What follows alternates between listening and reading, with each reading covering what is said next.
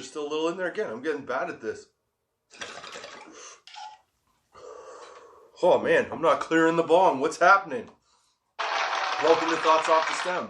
I'm Justin Barone, and today we're still smoking Potluck's Frosted Cherry. It's an indica, and I gotta be honest, when I did the 420 episode, if you haven't seen that, you should go back and watch that because it was pretty fun. I told a few stories.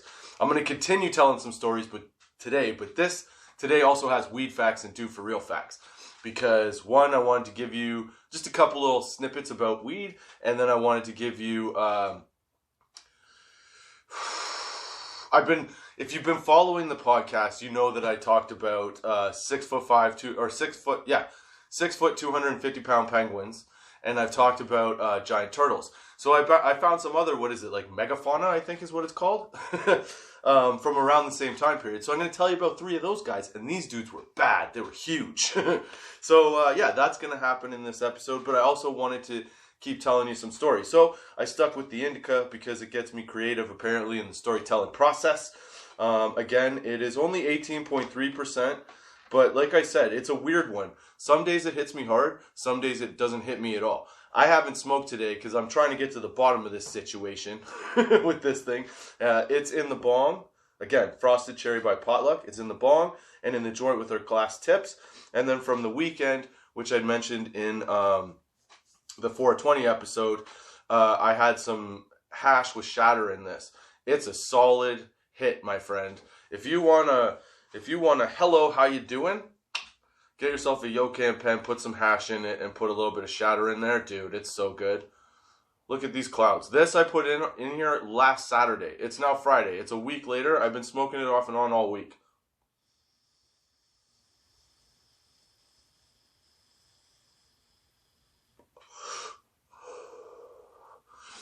There's still big clouds in it, man. I only put it on 2. And all you taste at the end is the shatter. I can't express this enough. I was so happy to figure out this little situation. However, be careful. Because when I had that on the weekend, so it was a buddy's party. Actually, Bo, you guys have met Bo. If you've been following this, again, Bo was on the podcast. It was his birthday, so I went over to celebrate his birthday with him, right? So I took over some shatter as like a little happy birthday to you. I took over a rolled joint. We smoked the joint, had a couple beers. I think at about like 1:30, 2 o'clock in the morning, I was sitting on the side of the room, sort of having a drink by myself, and the conversation had shifted to a different viewpoint, right? So the people that were sitting or talking to me had turned and shifted and started looking in the other direction and talking over there. So I found myself a little bored, and I guess I ended up just taking random hoots off that pen just whenever I felt like it. And I got super high. I greened out, but it wasn't a really bad green out. It was more of like a pass out. Like the whole week had caught up to me. So I ended up sideways on a chair against the wall with my head down, sleeping. I could hear everything that was going on, but I was sleeping for sure. And so at about 3:30 in the morning, I hopped on his couch and slept till 8 o'clock that morning, late 8 o'clock in the morning, and then went back home because it was, you can't drive that high. So I took my time, sobered up, slept it off, and then went home. But man, did it hit hard. And when I say I took a couple hoots off it, I mean I was sitting there having a drink. Somebody passed the joint, so I took a couple hits off that joint. Nobody was talking to me, so every time I'd hit the joint, I'd hand it back, and I'd take the Yokan pen, and I'd take a couple hoots, put it back in my pocket. I don't know. I guess I was pretty high, and I didn't realize what I was doing. So just be careful. But if you do it, it's a good time. It's a good buzz. And you only need 1 or 2 hits. I wouldn't smoke the whole thing in one sitting. But then again, that's me. Do what you want. I'm not telling you how to live your life. So that was a good time. And then obviously we did the 420 sesh. I told some stories about the first time I bought a porn tape, which I ended up throwing out. Yeah, it was a good time. You should watch that. So I figured what I would do is I would carry on the conversation on this one and tell you a couple times back in high school where some pranks backfired. Okay? Maybe I'll tell you a couple from university too. But in high school, in my English class, it was me and a buddy sat at the back of class, and then 2 of our buddies from the football team sat in front of us. And you know how you're always fucking with your friends, right? So, you do stupid shit, I don't know, whatever you do now. This is what we were doing, okay? So my one buddy, he would, like, big football player, but anytime you, like, flicked him, he would jump up and scream, right? So what my buddy and I would do is we'd take turns with an elastic band wrapped around our fingers, slapping the backs of their necks and watching them jump in the middle of class. And of course, there was no evidence to say that we had done anything, right? So, boom. They keep getting in trouble. Finally, one day, they show up early and they start getting us, right? But I'm too smart for that shit. And when I say smart, it doesn't mean that they didn't get me. My neck was laced up by the end of this English class. But I didn't make a goddamn sound. I just sat there. I took it like a champ. My neck was so sore. But then it graduated because we got tired of getting each other in trouble. It graduated to, like, what can we get each other to do, right? So, I don't know. My buddies made a few bets on a couple things, like, you know, moving stuff around the room. Then one day in the middle of class, we're bitching and moaning because we have to listen to Shakespeare. And my buddy looks at me and he's like, dude, I bet you would not stand up in the middle of class, walk to the blackboard, write goodbye on the board, turn around, wave, and then walk out of the room. This is what was posed to me. I was like, I thought about it. And I was like, what's in it for me? What do I get out of this? Right? So they think about it for a minute. And they go, all right, we'll give you a Coke each. So because now my buddy who's sitting beside me is in on it as well. He's like, he wants me to do it too, right? So he's in on it. So he's like, we'll each give you a Coke. I'm like, I'm going to need money or something. So being stupid, I settled for $10 and 3 Cokes. Okay? So the deal was the next class was like, I think it was the last period of the day on the upcoming Monday. We were talking about this on a Friday. Okay? So they go, all right, man, that's the bet. The bet is you get up in the middle of class, because at the end of class, or in the middle of class for like 15 minutes or 20 minutes or so, we would read something from Shakespeare, right? So the teacher would sit at the front of the class, talking, you know, reading the play, the poem, the sonnet, whatever, or the parts of the book that we were reading. And then she would point to other people to read, right? Well, the deal was when she started to read, she would point somebody out after, and that person would have to read. And then it would go back to her reading for a bit. So when it went back to her, for her to read, I had to get up. The classroom had a blackboard at the front behind her, and a blackboard at the front behind her, and a blackboard at the back behind us. Okay? So either way, you're facing a blackboard. So the deal was I had to get up when she started talking and walk to the back blackboard. Holy shit, that's hard to say when a bong hit's settling in. So I had to walk to the back blackboard and I had to write while she was talking goodbye in big letters across the blackboard. And then turn around and wave and go like, see ya. And then just walk out of the room. Nobody else was in on it in the class. Like, we planned this on, like, our lunch hours, you know, when we were talking to each other. Nobody else knew this was going to happen. So, Monday comes around. I go, I could do that. I got this. So, Monday comes around. Spark of joy. I hope you're having a good Friday. I hope you're having a good week. I hope everything is going well for you. And I hope you had a great 420 this year. Even if you're one of those dudes that's like, oh, I do 420 every day, man. I hope you had a good 420 anyway, okay? Even though it's not necessarily anything, but it is something. So there you go. That's all I have to say about that. Back to the story. So nobody had any idea that this was going to happen. So it comes out Monday. It's the last period.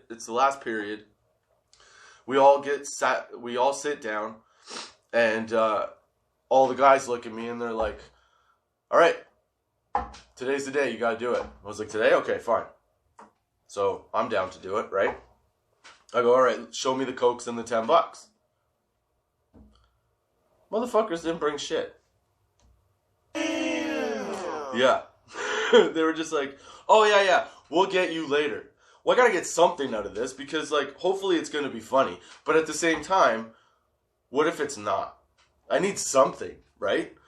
So they're like, don't worry, we'll get you 3 Cokes and the $10. We'll give it to you like after class or whatever. Or like the next day. Whatever. So I agreed to it. Okay? So we're sitting around. The first half of class goes smooth, goes fine, whatever. Everything's great. And then she breaks out the book off her desk. She's like, okay, time for a little Shakespeare. So she reads the first little bit. She reads the first little bit of it, passes it off to one of the girls on the other side of the room, so everybody's paying attention to the opposite end of the room. The girl finishes what she's got to read. It goes back to the teacher. Teacher starts starts talking. My buddy taps me on the back. I get up, No, they had to grab my bag. Oh, wait, did I take my bag? No, I just had books. So I just grabbed my books, stood up, walked to the back of class. Teacher's still talking, okay? So she's reading, and then all of a sudden it starts to trail off as I'm getting like, once I've got the D in good, there's like, I start to write bye, and then I realize it's silent. And then you hear the one squeak of the chair, and I finish off the goodbye. I turn around and wave, and everybody's staring at me now. Teacher's confused as shit. My one buddy's like, I don't know, I thought he was going to have a seizure. Everybody else in the class is like, what in the fuck is happening right now, right? So I turn and go, hey, see ya. And I just walked out the door. Now, from my perspective, I was like, fuck, as soon as I walked through that door, because I'm like, shit, this could have gone, like, obviously very poorly, right? It's still silent. I get around the corner. I open the door. I go, see you later. I open the fucking door. I take 2 steps through the door, and I turn to go down the hallway to my right. I'm taking, like, maybe 3 to 5 steps. So, like, 3 or 4 steps, right? No sound. I hit that 5th step, and all I hear is, bah! You hear this. Well, like, loud as shit, okay? And everybody's like, what the fuck? I could hear, like, somebody fell over, knocked their desk over. They were laughing. So I was like, okay, at least it wasn't for nothing, right? So I go down to the lunchroom. I just hang out there for the rest of the period. Because the deal was I can't come back. That was what these motherfuckers did to me, okay? They were like, we'll give you the Cokes tomorrow, but here's the deal. You can't come back to class and be like, oh, it was a joke. Like, you're 100%, you're all in. You know what I mean? So, of course, me being me for the joke, I was like, all right, cool, man. So I kept walking, sat in the dining hall, whatever. My friends come out. They're all like, oh, my God, that was fucking hilarious, blah, blah, whatever. What was it? The week goes by, okay? And I have English, I think it was like on Wednesday midday, I think. And so I go to the English class. They could, whatever, it was just a joke, you know? So I go to the English class, and I sit down. Teacher comes in, stands at the front of the room. Before saying anything, she goes, Mr. Barone, what are you doing here? And I was like, what do you mean, what am I doing here? She's like, well, Monday, you stood up, wrote goodbye on my blackboard, turned around, waved, said, see ya, walked out, and you never came back. I was like, yeah. Because that's the kind of kid I was. I was like, yeah. So, what? She's like, well, you're not in this class. You effectively dropped this class. I'm like, what? I didn't realize that was going to happen. Okay. So she goes, yeah, you got to leave. I'm like, what? Okay. So I leave. I go back to the dining hall, and now, like, reality's setting in, right? I'm like, what the fuck do I do here? Like, I'm in grade 12. Like, I'm graduating this year. I'm fucked if I don't, like, there's only 2 months left. You know? It was like April or some shit. So, or 3, whatever. So so, for that day, I'm sweating it out. I go home, and I'm, like, I don't tell my parents. I don't want to tell my parents, right? So, the next day I come in, I'm having lunch, and the fucking vice principal gets me. He's like, can I have a word with you? I'm like, yeah. I've never talked to this guy up until today, okay? Till that happened. So he takes me into his office, and he's Scottish. He says, Mr. Barone, what are you doing? Like, what do you mean, what am I doing? It was like, I don't know. I'm in high school, dude. I do dumb shit, right? Because I'm playing up, like, I'm not caving on the fact that I'm not ratting my friends out for whatever. So he grills me for like a good 20 minutes. Then finally, my English teacher comes in and she goes, okay, Mr. Barone. So here's how this stands. You're out of the class and you can't get back in. I don't know how you're going to get back in, but that means you don't graduate. You can't go to university. You're fucked. I was like, God damn it. I'm like freaking the fuck out now, right? So she leaves. The vice principal goes, okay, let that sit in. I'll call your parents later. So whatever, it's sitting in. A couple days later, my parents have found out. They start giving me shit. My dad's like, well, you better figure out something. You better explain to this lady like it was a joke, right? So I'm like, yeah, I guess I better. So finally one day, I find her in the lunchroom and I go, look, can I talk to you for a minute, please? So she takes me to an office just off like the gym, I think it was, and we're sitting in there. And she goes, okay, like, what do you have to say for yourself? Like, what the hell was that? And still not ratting out my buddies. I'm like, look, it was just a joke. I was just like, I thought it'd be a good idea. I thought it would just be silly, And she's like, look, she finally breaks it down. She goes, look, okay, here's the deal. Your buddies, as soon as you left the room, your buddies told me that what had happened. She's like, I knew it was a bet. I knew it was a joke. She's like, the problem was I was waiting for you to come back and be like, I'm sorry. Can I come back to class? And she's like, I would have said yes. Okay. But what ended up happening was you didn't come back. Now, at the same time, I didn't know this, but there were a bunch of math kids in the math class, in like the calculus class, that had just cheated off each other. So they were getting like, it was all hush-hush because there were so many of them, right? So they were getting like, they were doing their own thing on that. And then with this little rebellious act, they were like, we gotta quash that shit right now. So they had to be like, you're out. That's it. You're fucked. Until I apologized and like made a big apology to the class and everything, right? But in that meeting by the gym, we get it all out of the way, and I explained to her that like it's not that I don't like her. I just thought it would be funny, and they bet me to do it. I got 3 Cokes and $10. I'm pretty sure I only got the 3 Cokes, And so, we make amends. And she's like, look, but for the record, that's one of the funniest things that's ever happened in my class. I found out 2 years later that I was a story that she told to her new classes to be like, don't be this fucking dummy. That's right. Fucking I am a high school story. I am one of my high school stories. I'm a legend, baby. Yeah. So that happened.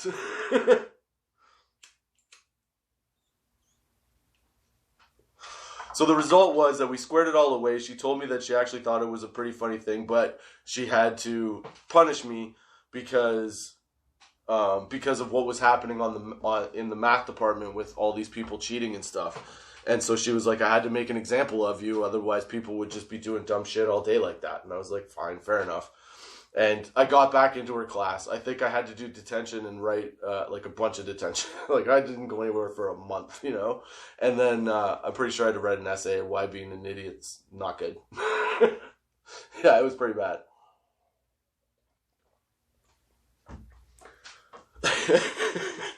Sorry, I just had a flashback of having to sit in that room with her and be like, look, okay, sorry that I did that. I can't tell you why I did that, but just know that it's not you, it was me. That's what happened. But our school also let us do some silly shit too. Like, so every Halloween, the seniors were allowed to, as they call it, decorate, in air quotes, the school. Yay! For Halloween, right? No, I don't have a boo button. But no. Not good. Because our senior class was stupid as shit. So the idea was that one night in October, we were allowed to, because we stayed in dorms, like in residence at the high school, because there were a lot of international students.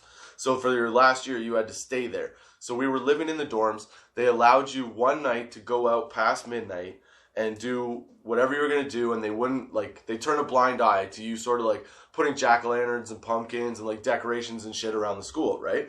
And a lot of grades came up ahead of us. A lot of grades ahead of us came up with some really cool shit, like big, like, pumpkin sculptures where they had like, pumpkins stacked on to make something, stacked on top of each other to make something. Well, our version of that, okay, was to go out, borrow our parents' pickup trucks, drive through the country, steal pumpkins off of pumpkin patches. One time we're pretty sure we got shot at, but we don't know because all we heard was a big bang, and we were the only ones out there, and we saw the farmer's light go on at the same time. So we probably got shot at, but nothing happened. And we were like at the other end of the field, But the idea was that you would go get pumpkins and you would decorate all around the school grounds with a bunch of different shit, right? And you couldn't go in the school, but you could do the outside. Our fucking brilliant idea was one kid kicked in a window because, hey, if you're going to do a prank, you may as well break some shit at the same time, right? Okay? So most of us just stuck pumpkins. Most of us just used it as a reason to party for a night in the middle of the week where we stayed up all night doing all this shit, getting high, drinking, doing whatever. And, driving around picking up these pumpkins. So, but then we would take them and we would spike them along because the edge of the property had a big, huge stone fence that had, essentially wrought iron arrowheads sticking out of it as like a fence. You know what I mean? As like a guard so you couldn't see fully, easily in from the street. So we would sit up there, smoke weed and cigarettes, and plant pumpkins on each one of these spikes as we moved down all the way around, right? Okay, that was the goal. How we got there was we took my dad's pickup truck, me and I think there was so you could fit 3 in the front. There were 2 in the front, there were 3 in the back, and one guy was in the trunk, in the bed. Okay, and this is October, so it was fucking cold. So what we did was Buddy would lay down in the bed because he was the fastest and the strongest, so he could carry a lot and run at the same time. So I would drive up to the field, right? They all would jump out and scout the thing. So the girls would run out and pick the pumpkins that were by the field and throw them in the back of the truck, right? And then the buddy that was in the bed of the truck that was the fastest, he would hop into the field, run, and just start bringing them back until we saw a light go on, and then we'd tail it out of there, right? So the one time, we're all over this spot, and the truck was black, so if you turned the lights off, you couldn't see it at all. Good luck. No way, So, this one particular farm, we pull up along the side, right? And Buddy's like, okay, I'm going to run out. This will be the last stop. We've already got a trailer full of these pumpkins, right? Or not a trailer, a bed, half-ton truck bed full of these pumpkins, and he's lying on them. And then, so he goes, I'm going to just do it. So he runs, we fill it up the rest of the way, right? And then we see the light go on in the field as he's running with the last pumpkin. Dude. He was clutching that pumpkin like it was, his best friend. And they were going to war, and he was going to save that guy. No matter what, he had that guy. He was bringing back the head, But he was much slower because he had to run with his legs all wide out, shoulder width apart. Because it was a big one. And we see the light go on. We hear the door open. And you just hear, bang! Fuck! So Buddy drops the pumpkin, bolts to the truck, hops in, right? I hit the gas. We take off. We're flying. And my lights are off. Bad move. Teenagers are stupid, okay? Teenagers are fucking dumb. So I'm flying down this back road in farm country with my lights off in a black truck. Good job, Justin, you dummy. Okay, so finally I turn the lights on, and then all of a sudden everybody in the cab of the truck, I'm focused, so I'm not hearing anything except for we gotta get the fuck out of here. So I knew what was behind us, and I knew what was in front of us, and I was gonna make sure that the guy in the back wasn't flying out of the truck, okay? So I'm going, right? Till finally, the adrenaline starts to calm down a little bit, and I'm hearing 4 people, right in my face. I realize that I'm not alone now, and they're yelling at me. Stop the fucking truck! Okay! So I pull over and I stop. Fucking Buddy in the back. I was going so fast, it was so cold that he could barely hang on anymore. He was gonna let go. If I hadn't stopped when I stopped, he might have just, slid to the back of the thing and flipped right off. There were so many fucking pumpkins. So we pulled over. He's white, oh yeah, it was bad news. We got him in the truck, warmed him up, and he was all good. But again, another time, a prank went wrong. Don't do dumb shit. I mean, have fun, but be prepared. You know, you got to have a little bit of spontaneity with mixed with a little bit of like G.I. Joe. You know what I mean? That's all I'm saying. Have your fun. But be kind of smart about it. You know, smarter than me anyway. I mean, I'm telling you these fucked up, stupid stories. But now it's time for the Ganja Gong, baby. I don't know why I did that, but I did, and you got it, so you're welcome. I'm a dork. I know for those of you watching this, I know how I come across. I have to watch these. I just hope you're enjoying the vibe, okay? I know what I must look like to you. I think anyway. Who knows? But for the weed facts this week, we got them from mtlblog.com. 16 facts that prove smoking marijuana is good for your health. Now, here's the problem that I have with this blog thing first, okay? It's just these blurbs that I'm going to read to you with no context or background. Okay, so take it for what it's worth. There is some extra like write-ups around what these points are, so you can check it out again. Tots420.com, weed facts menu, weed facts, and these will be in there. They'll be the latest editions, probably at the bottom of the page. I don't know why it does that, but it does. I'll figure it out one day. So weed fact number 1: marijuana is apparently 86% effective in treating hepatitis C infections. So there you go. If you got hepatitis C, you can have a little weed, and it should help it out. Like, I feel like there's nothing this plant can't do, you know? I'm just saying. All right, weed fact number 2. Oh, this is kind of good for, like, I don't know if I agree with it, but as being, like, somebody that has lately relied on my metabolism to keep me in shape. But potheads may eat more, but they actually have a stronger metabolism, and they respond better to sugars. So there you go. But again, no context. So I don't know what to tell you from that. Like, I guess, maybe. If you read the article, there's more stuff in there, and there is a little context in that, but like, I guess for whatever reason, like, weed, can not shut down liver function, but like I think it can shut down like liver processing things properly, or does it help? Fuck, I don't know. That hit got me high. See, that's what I'm saying. Sometimes this potluck shit does nothing. Sometimes it's like, hey dude, I'm right here. You know? Fuck. Just like that weed fact. Anyway, you can check it out at tots420.com, the weed facts. Alright. Weed fact number 3. Oh, this is kind of cool. So the plant can actually help reduce the affected area of a stroke, or even protect the brain from damage.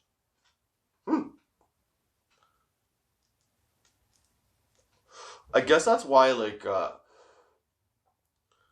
concussion patients and like PTSD patients have such good luck with weed, because it helps. I've also heard that mushrooms help, but I don't know for sure. I think they help me sometimes, but I don't do them that often. But weed, I do quite often. It does help me redirect.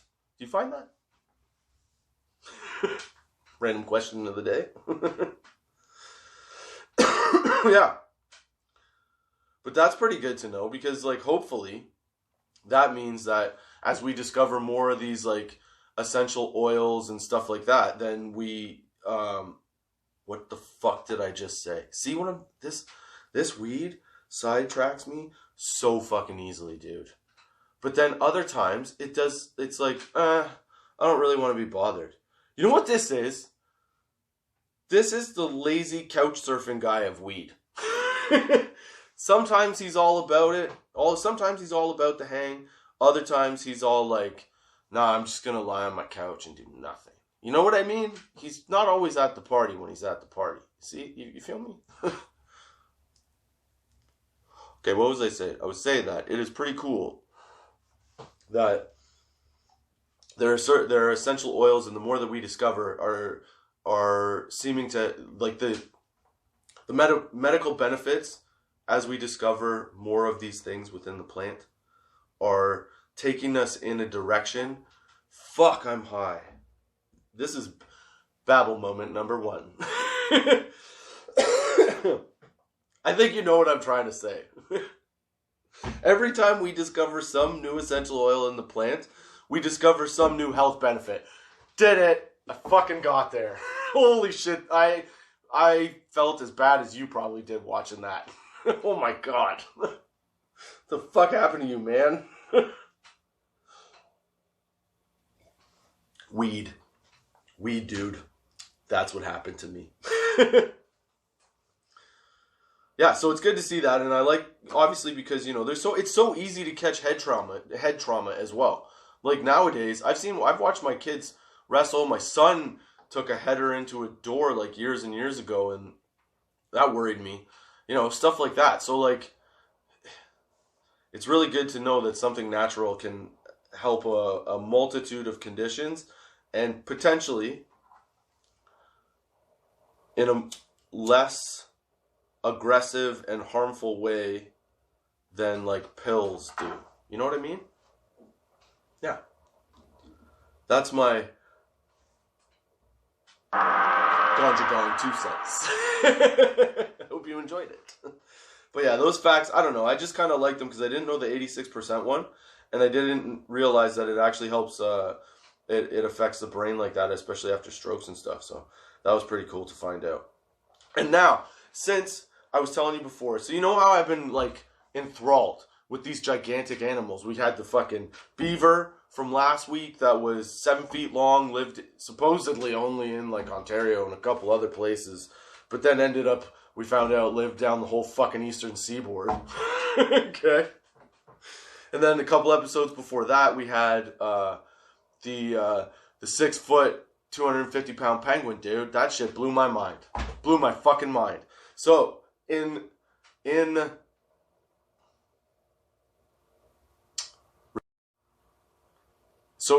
like accordance with that, Jesus, I'm high. I hope you're high. Are you enjoying the sesh? I hope you are. I hope you have a good week. Hope you have a great weekend. Yeah, and I hope you come back next week. I'm not there yet. I'm just saying, I hope you do. Leave a comment, like, subscribe. If you like this, help me out, man. That sounded weirder than I wanted it to. Help me out, man. Share it out. I got cracky voice now. See what you made me do? You made me crackle like a teenager. Telling all these teenage stories. All right, so I've been looking into these giant animals. Okay? And so for the Dude for Real facts, I found 3 giant animals that blew my fucking mind. That's right. These things, they potentially lived up until the same time as both the beaver and the penguin, which was like, they date back to some of their bones and stuff date back to like 10,000 years ago, as early as 10,000 years ago. Okay, so here we go. So, Dude for Real fact. These ones are from treehugger.com. Extinct megafauna that are out of this world. And then there's a bunch of numbers. If you want it, I'll tell you. But if not, you can check it out at tots420.com in the menu under Dude for Real. And this will be on there. All right, so the first one is the Glyptodon. You heard that right. The Glyptodon. Okay? This is what it was. The Glyptodons were enormous armored mammals that became extinct around 10,000 years ago. They were roughly the size of a VW Beetle, and the Glyptodon were all armored against attacks from predators. A relative of modern-day armadillos. So, picture an armadillo, all right, that was, did they say, where was it? The size of a Volkswagen Beetle. Dude! It's massive! And it's armored. All right, back to the story. They were unable to pull their head into their shell like turtles, and relied on thick skull armor and sharp spikes for defense. Their thick tail could also be used as a club and featured a bony knob at the end. Yeah. They ate just about anything, from plants to insects to, what is that, carrion? Did I pronounce that right? Yeah, man. Imagine that, like a mini tank coming at you. What are you going to do against that? Can't shoot it in the head. It's fucking, it's there. You know what I'm saying? Like, it's solid. And then you got like a shell that's bulletproof, I would assume, if you're fucking the size of a Volkswagen Beetle. Dude, could you, okay, think about okay, hold on, we'll get there. 1 second. Okay. Dude, for real fact number 2. The Argentavis. Check this fucker out. Okay, this one, like, whoa. So the Argentavis has the distinction of being the largest flying bird ever discovered. The massive bird could grow to be 24 feet, wingtip to wingtip. 24 feet, motherfucker. That could pick up a man. You know what I'm saying? And fly it to its nest. Okay? All right. So yeah, they were 24 feet, wingtip to wingtip. The Argentavis, my God, I'm getting high again. The Argentavis is thought to have relied on thermal currents to stay aloft. So they had to fly pretty high, first of all, I guess. I guess that's what that means. You could correct me. I don't know. I'm talking out of my ass right now. I'm getting stoned. How are you doing? So yeah, so they use thermal currents to stay aloft, stay in the air. The creature's huge size would have made takeoffs more difficult, and it's likely that they made their homes in the mountains where they could use mountain slopes and headwinds to aid in launching themselves. Could you imagine that thing coming? You're driving through the mountains, and you just see this fucking giant crow. And it just, oh, dude, that would be, it would be, like, you'd have to park, right? Like, you'd have to hide. You'd have to hide. I would think you'd have to hide. Okay, that's my bet. I'm totally into this right now. So, they'd use mountain slopes and headwinds to aid in their launching. But, luckily, you don't have to hide. Because it is believed that the bird was a scavenger that preferred its meals already killed. Scavenging as opposed to hunting would have been a way for the, oh my God, Argentavis to conserve the energy required to move its massive body. Okay, Justin, way to get through that one, buddy. But yeah, could you imagine that giant fucking thing? Okay, so we have a penguin, we've got a beaver, a 6-foot penguin, 250 pounds, a 7-foot beaver that was like the size of a black bear. That's like 400 to 500 pounds. Okay. Now you've got this armadillo motherfucker that's the size of a Volkswagen Beetle, right? Okay? It's armored. You have a tank. You have an animal tank, okay? And now you've got the skies covered because, like, nothing on the ground surviving that shit. And now all of a sudden you got Swoopy McGee over there removing the carcasses from the field. Dude, that would be a fucked up world to live in. Okay, dude, for real fact number 3. The final addition so far to our